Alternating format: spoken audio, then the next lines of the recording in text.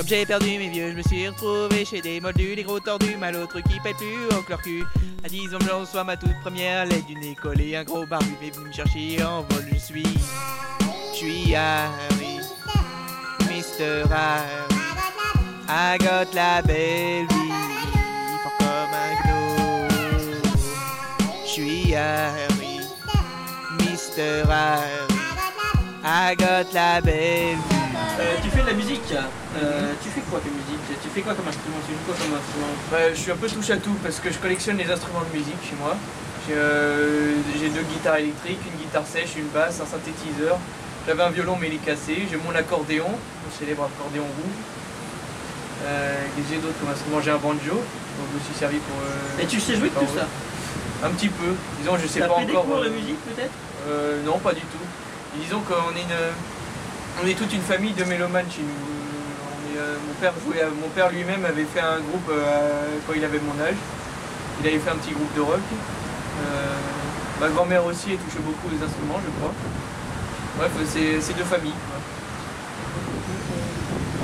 Est-ce que ça prend beaucoup de temps tes parodies? Ça dépend du temps.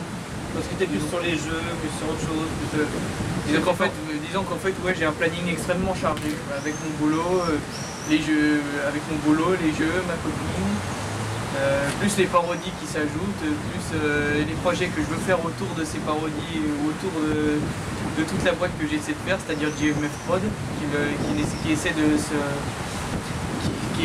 de s'élargir un peu en proposant non seulement des parodies, mais en essayant aussi de proposer des trucs du genre la 34e dimension.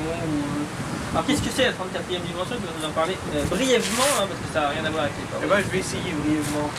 La 34e dimension, en fait, c'est un univers qui existe autour de nous, qui est basé sur tout ce qu'on connaît, c'est-à-dire les jeux vidéo, les mangas, les livres, les films, tout ce qu'on peut trouver, tout ce qui est univers fictif, en fait. Et la 34e dimension réunit tous ces univers-là. Et dans l'histoire, la 34e dimension, c'est l'histoire en fait de Max le Fou qui se retrouve par hasard dans ce monde-là et qui essaie par tous les moyens de s'en sortir, mais il va se retrouver au milieu d'un complot à cause du grand machin qui veut essayer de conquérir toute la 34e dimension, moyen de la faire fusionner avec la planète Terre et ainsi conquérir tout l'univers. Le scénario basique de manga. Donc c'est des petits sketchs à retrouver sur ces albums. Alors tu vas nous parler rapidement de tes albums, parce que t'en as combien? T'en as une douzaine? Non, j'en ai à peu près 12 je pense. 12, donc alors, les titres, c'est des titres souvent un petit peu à la moelleux. Oui je sais, c'est des titres à la anglophone, un peu pour suivre le modèle de Weird Al toujours. On a donc Parodie Paradise, Manga Power, The Yodeling Otaku, Opera no Bake, qui veut dire le fantôme de l'opéra en japonais, Tales of Destiny, après je me rappelle Life is like Dragon Ball. D'accord. Je me rappelle plus trop exact de l'ordre.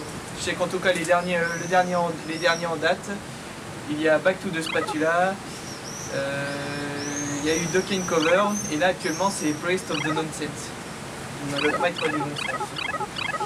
D'accord. Est-ce que tu as un autre hobby à part les parodies, les jeux vidéo et les mangas? Un autre hobby que j'affectionne particulièrement aussi, c'est Second Life. C'est un jeu online que j'apprécie beaucoup, vu qu'il me permet d'être ce que je pourrais pas être vraiment dans la vraie vie, c'est-à-dire en plus avoir de la foule, être un Jedi, avoir des bagnoles, le fric, le fame et tout le reste. Bref, il y a ce hobby-là aussi que j'apprécie particulièrement. Mais d'ailleurs arrivé de faire des lives de parodie directement sur Second Life. D'ailleurs qui ont eu un franc succès auprès d'un public qui ne connaissait absolument pas mes parodies. D'accord. Une question que je pourrais attribuer à Mimi, tu vas me la poser. Fais-tu exprès de chanter si faux? Oui et non.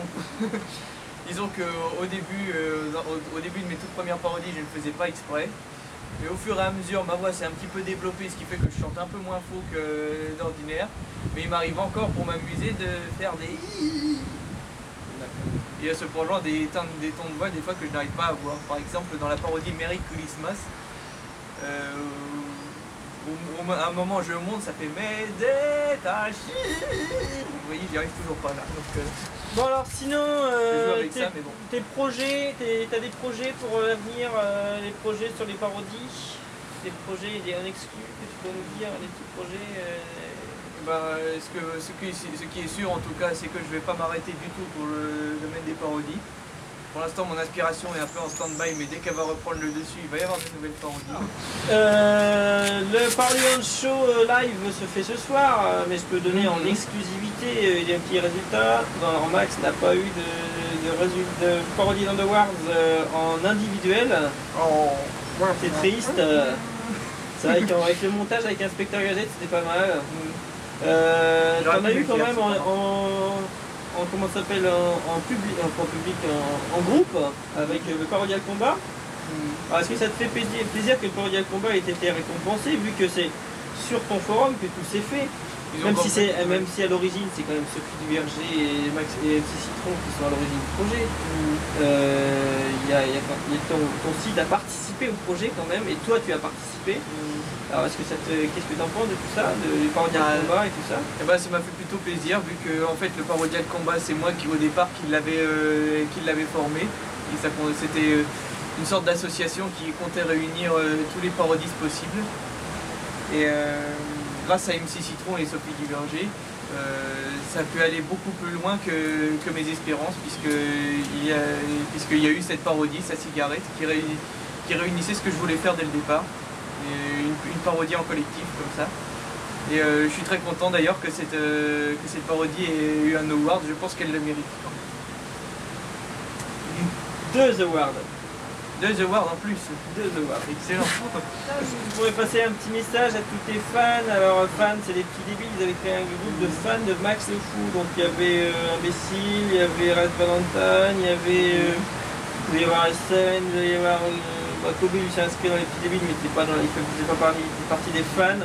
Il y a Miles aussi, je crois, qui fait partie des fans. Il y en a d'autres. Un petit message pour tes fans, tout ça. Est-ce que ça te fait plaisir déjà d'avoir tous ces fans? Qu'est-ce que ça te fait d'avoir ça me fait énormément du plaisir, parce que ça me montre que. Je pensais que ça allait au moins plaire à au moins une ou deux personnes comme les parodies. Je suis content que ça ait eu un tel succès. Et je ne compte pas m'arrêter d'ailleurs en tirant mon chemin. Et si j'ai quelque chose à leur dire, déjà je voudrais d'abord les remercier. Et puis surtout les gars, faites bien attention. Si vous secouez un Kinder et que vous n'entendez rien, méfiez-vous, c'est peut-être qu'il n'y a rien dedans. Et oui. Voilà, donc je te dis à la prochaine. Voilà, la prochaine. Et puis, Arigato gozaimasu. Qu'est-ce que t'as dit? Arigato gozaimasu. Ça veut dire? Ça veut dire merci. D'accord. Salut. Bye. Je peux bien vendre ma pauvre Xbox. Avec ça on peut s'arranger. Cette console là moi j'aimais pas, mais pleurez pas. Ma Game Boy Advance SP. Il y a Max qui se marre là.